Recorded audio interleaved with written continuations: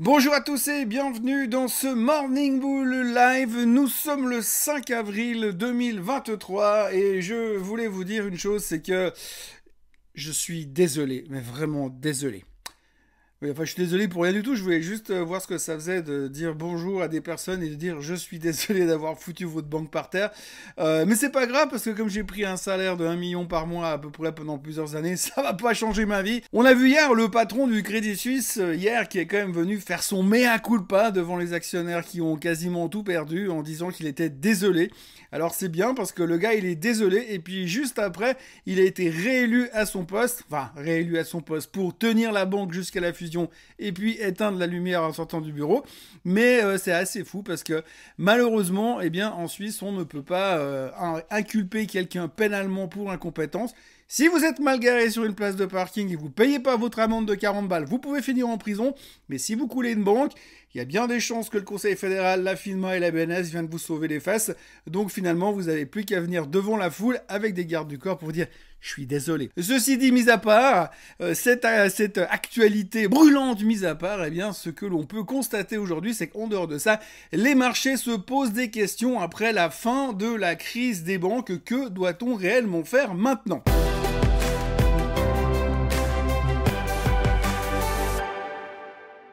Alors, il y a un truc qui est assez fou en ce moment, c'est que si vous regardez les statistiques, si vous suivez un peu les médias financiers en détail, je parle pas que de cette chaîne vidéo, si vous regardez les autres médias financiers, surtout les médias anglo-saxons, si vous suivez un peu ce que disent les analystes financiers, les stratèges aux États-Unis, eh bien vous verrez que très rarement, mais vraiment très très rarement dans l'histoire de la finance, on a vu autant de commentaires négatifs et autant de gens qui ne sont pas à l'aise dans ce qui est en train de se passer dans les marchés pour l'instant.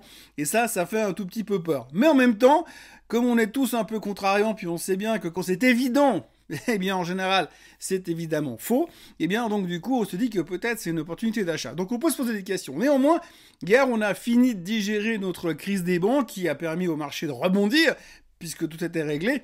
Et puis là, on commence à se poser 2-3 questions, parce qu'il y a quand même des chiffres économiques qui font un tout petit peu peur, et des commentaires qui continuent à mettre un petit peu de stress sur les marchés, et puis, des doutes qui commencent à s'immiscer un petit peu dans nos esprits. On en parle donc tout de suite. Alors, la première chose, ce qu'il faudra retenir hier, c'est qu'en dehors du fait que le pétrole continue de monter, puisqu'on n'est pas loin des 81 dollars maintenant ce matin sur le baril, que à côté de ça, eh bien, on a eu des chiffres économiques au niveau des ISM qui montrent clairement que l'économie est en train de ralentir. On a également eu les JOLTS qui sont sortis.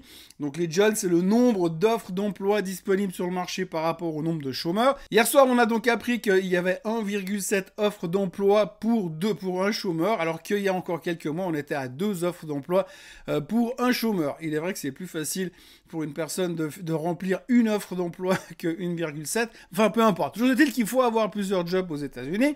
De toute façon, c'est un grand truc, un grand classique. Mais aujourd'hui, il y a de moins en moins d'offres d'emploi, ce qui laisserait supposer qu'éventuellement, peut-être, les chiffres des NFP qui sortiront vendredi pourraient montrer enfin une faiblesse quelconque dans le marché de l'emploi, ce qui pourrait corroborer le scénario et la stratégie de la Fed qui ne fait que monter les taux en espérant voir un ralentissement au niveau de l'emploi, enfin, quelque chose qui aurait l'air de fonctionner pour la Fed. Mais ça, on verra vendredi. Cet après-midi, on aura les chiffres de l'ADP, de l'emploi ADP, donc c'est l'antichambre des NFP. En général, si les ADP sont bons, eh bien ça se reflètera sur ceux de vendredi. En général, je dis bien. Mais grosso modo, on est en train de se rendre compte aujourd'hui que l'économie est en train de ralentir quand même un tout petit peu. À côté de ça, on a un autre problème. C'est le pétrole. Le pétrole est en train de monter à toute vitesse. Tout le monde est en train de corriger ses targets dessus. On est en train de nous dire que ça va aller à 95 pour la fin de l'année, à 100 pour la fin de l'année. Ça dépend des banques d'affaires. On nous dit même que 100 dollars devrait être le nouveau normal pour le prix du pétrole. Donc on nous sort ça ça change à peu près toutes les 3 semaines. C'est pas grave. En l'occurrence là, on nous parle du 100 dollars qui sera un nouveau normal.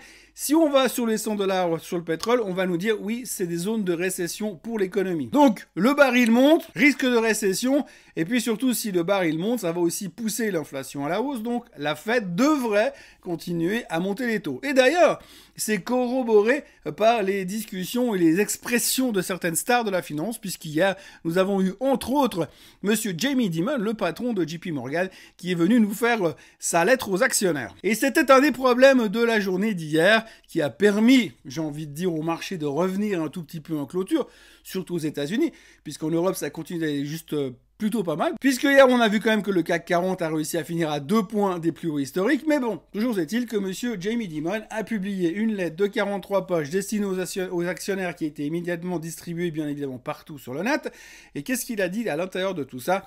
Alors déjà, il a dit que pour lui, la crise des banques n'était pas terminée, on était encore dedans, et que quand elle sera terminée, eh bien on aura des années et des années devant nous pour s'en remettre, parce que ça va prendre beaucoup de temps. Il a remercié indirectement le gouvernement qui soutient le système bancaire pour l'instant. Forcément, on ne mord pas la main qui te nourrit. Et donc, du coup, il est plutôt prudent par rapport à la crise des banques. Deuxième chose, vous vous souvenez, il y a quelques temps en arrière, il nous avait dit qu'on était face à une tempête, à une perfect storm.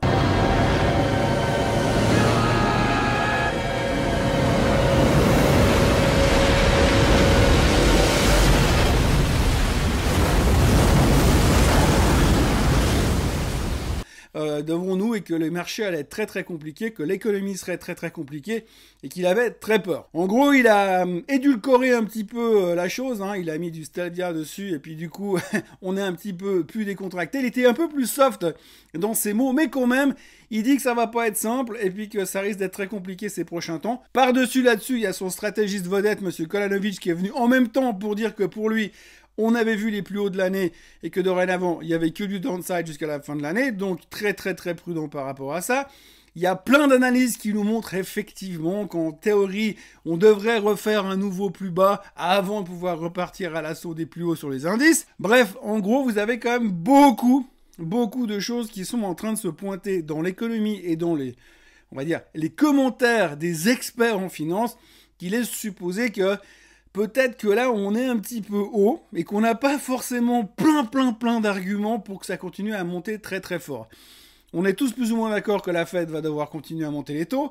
On est tous plus ou moins d'accord que le pétrole devrait continuer à pousser l'inflation à la hausse. Et on est tous plus ou moins d'accord que l'emploi est en train de ralentir et qu'il y a des risques de récession. Si je vous dis ça, une situation économique très particulière marquée par un double phénomène, un ralentissement de la croissance économique, associé à un taux de chômage élevé et une forte hausse globale des prix dans le même temps. À quoi est-ce que cela vous fait-il penser ? Eh bien, c'est la définition de la stagflation. Alors, si on regarde un petit peu ce qui est dit dans cette définition, on est en train de se diriger un petit peu de ce côté-là quand même. Je ne veux pas dire qu'on y va directement, parce que ce serait pas une super bonne nouvelle pour être franc avec vous, mais ça veut dire que pour l'instant, on a une inflation qui reste soutenue et qui devrait continuer à être soutenue à cause, entre autres, de l'énergie. Affaire à suivre.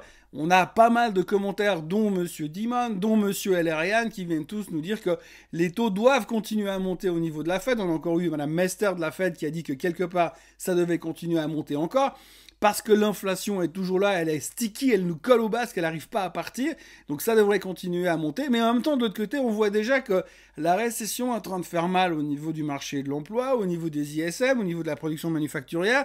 On voit qu'il y a un ralentissement qui est en train de se dessiner. Mais en même temps, la logique voudrait que potentiellement la Fed pourrait déjà commencer à envisager une baisse des taux assez rapidement pour empêcher de tomber en récession. Mais en même temps, tant qu'on n'a pas réglé le problème de l'inflation, ils ne peuvent pas vraiment baisser les taux. Résultat, on est un petit peu coincé entre deux mondes.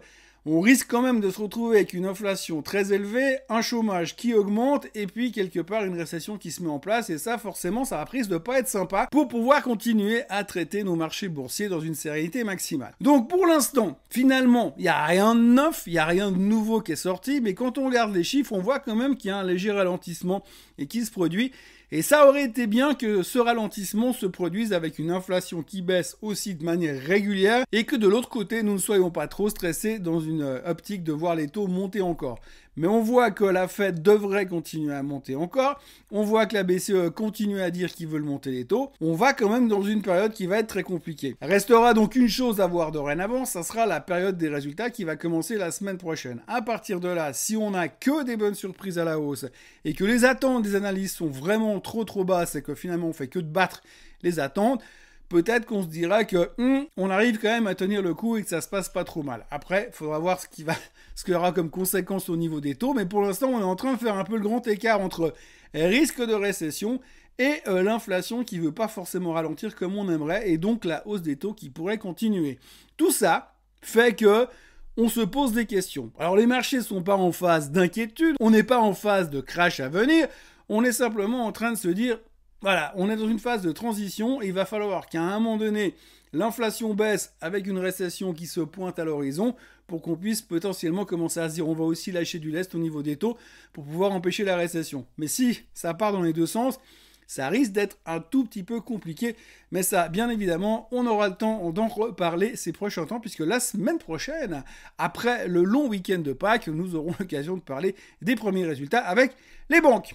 En première ligne, d'ailleurs. Après, il y a 3 choses qu'il faut retenir aujourd'hui. Tout d'abord, l'affaire Johnson & Johnson. Johnson & Johnson, c'est un des dividendes aristocrates aux États-Unis, un des meilleurs payeurs de dividendes et qui fait partie des 25 titres les plus efficaces et les meilleurs si vous voulez monter un portefeuille pour jouer la thématique des dividendes. Johnson & Johnson ont un problème avec le talc depuis des années. Ils auraient mis en vente du talc qui aurait déclenché des cancers chez les enfants, etc., etc. Donc c'est évidemment un sujet hyper touchy. Et là, depuis quelques temps, ils étaient de nouveau, empêtrés dans cette histoire parce qu'on leur réclamait beaucoup d'argent et que ça allait pas comme ils voulaient. Donc hier, ils ont proposé un settlement de 9 milliards de dollars pour clôturer l'histoire. Donc le titre prenait 3%. Si c'est accepté, c'est considéré comme une bonne nouvelle et ça devrait encore améliorer le statut de Johnson & Johnson en tant que aristocrate dividende ou dividende aristocrate. L'autre sujet du jour, c'est un petit détail, mais puisqu'on en parle beaucoup en ce moment, c'est l'intelligence artificielle. Donc il y a cette fameuse boîte C3.ai qui est l'image de l'intelligence artificielle en bourse, entre autres. Eh bien hier, il y a une boîte qui fait du short, comme Citron Research par exemple, ou bien comme Hindenburg. Eh bien hier, c'était Kerrisdale Capital qui fait du short, qui va un peu fouiller dans les poubelles et des sociétés pour découvrir ce qui ne va pas. Et là, en l'occurrence, ils estiment que C3AI a clairement gonflé ses résultats pour faire matcher les attentes des analystes. Et clairement, ils ont caché des revenus qui n'étaient pas suffisants. Il y a une dégradation de leurs revenus. Et donc, ça n'a pas du tout plu au marché puisque le titre a perdu 26% durant la séance. Bon, c'est pas grave parce qu'elle avait gagné 26% 2 jours avant. Donc, l'un dans l'autre, on revient à la case départ. Mais en tout cas, pas mal de commentaires de négatifs de ce côté-là.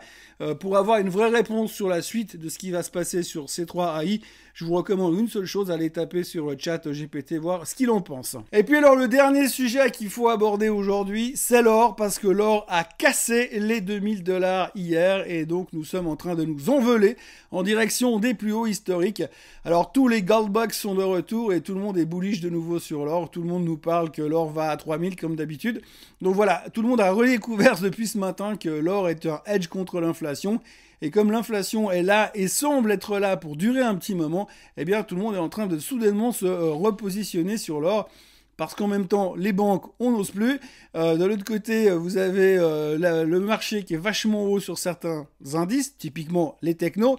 Et si on nous dit que les taux ne vont pas baisser cette année, il y a un moment donné, on va se dire, mais si on a acheté les technos pour anticiper une baisse des taux en 2023, comment on va faire quand on va comprendre que finalement, on ne baissera pas les taux en 2023 ? Voilà ce qu'on pouvait dire aujourd'hui. On est clairement dans une situation assez ambigu, puisqu'on a l'impression que les marchés sont un petit peu dans le doute. C'est vraiment le sentiment que donnait la journée d'hier. Hein. Nous sommes dans le doute et on aura besoin d'un peu plus d'indications, d'un peu plus de clarification pour savoir si, eh bien, finalement, tout est en train de se dérouler sans accroc ou simplement tout est en train de partir en vrille dans tous les sens.